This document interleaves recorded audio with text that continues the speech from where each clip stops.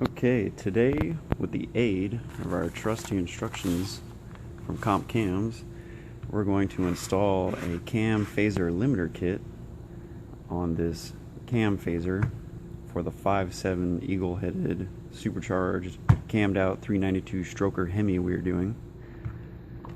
So we've got the Comp Cam part number 5761. It's going to have your tool and then your little limiter block here.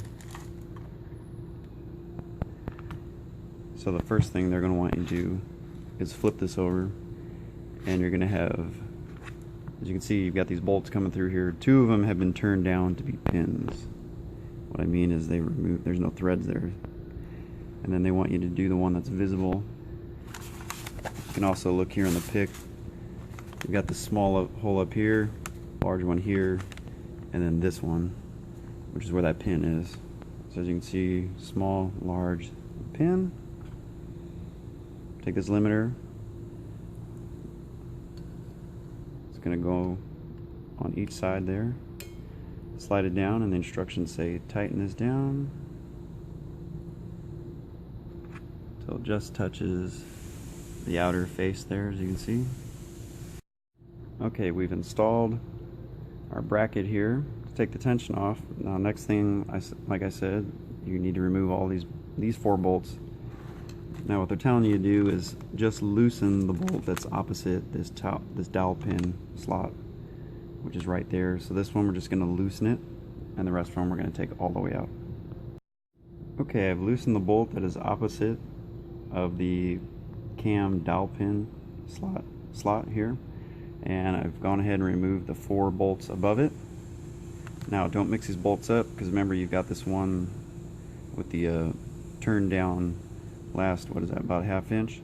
That one needs to stay with this hole. The rest of them look to be identical, but I'm keeping them close to their holes. Now that this is ready, we can slide this over like so, and you're going to expose this window, which is where you're going to put your little limiter plate. Now with this cover pulled to the side, we can go ahead and install our limiter. Instructions say insert limiter here with the cutout facing the center of phaser. This is the cutout they're talking about. Here's the center of the phaser, obviously, and we're just going to slide it in like so. Now we can go ahead and reinstall everything. The instructions say apply some blue thread locker on before reassembly. I've gone ahead and done that already. And then I will use my T25 torque bits to tighten these down.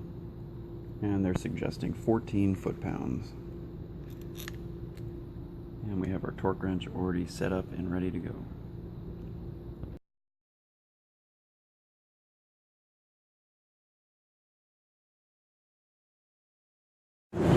Okay, I've tightened all my bolts down to 14 foot-pounds using blue Loctite. And I've removed the tool that we use to take the tension off the spring. So this unit is good to go. Now instead of having a max 38 degrees of retard that the computer can play with, we've limited to 14 degrees. Now the reason why we do that is since we're doing a stroker motor with an aftermarket cam with higher lift and duration, we want to ensure that the computer doesn't put us in a situation where as it's retarding, it's creating a valve clearance problem. So by limiting it to 14 degrees as opposed to 38, we're going to prevent this large cam from pushing the valves into the piston when the ECU does any kind of correcting with the phasing. Now since we're doing all this, we'll also have to eliminate the MDS system. So we've got all our parts here to do that. Upgraded our push rods, and then we can eventually get this 392 stroker back into the customer's Challenger with the BDS supercharger. This is going to be awesome. So that's where we're at. One thing you'll have to be mindful of if you're doing a big old cam on one of these new Hemi motors with an MDS system is that you're going to have to plug these holes. You can't just not have all this stuff, otherwise you're going to have oil pressure all over the place. I can't reuse, let me back up a little bit.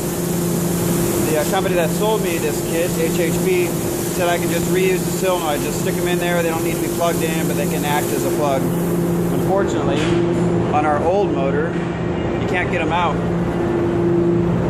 I got this one out, but I heard some cracking. This one busted the head off, and then these felt like they were going to be the same deal. So those are pretty much permanently in there. What you can do is order a plug kit, which I did today.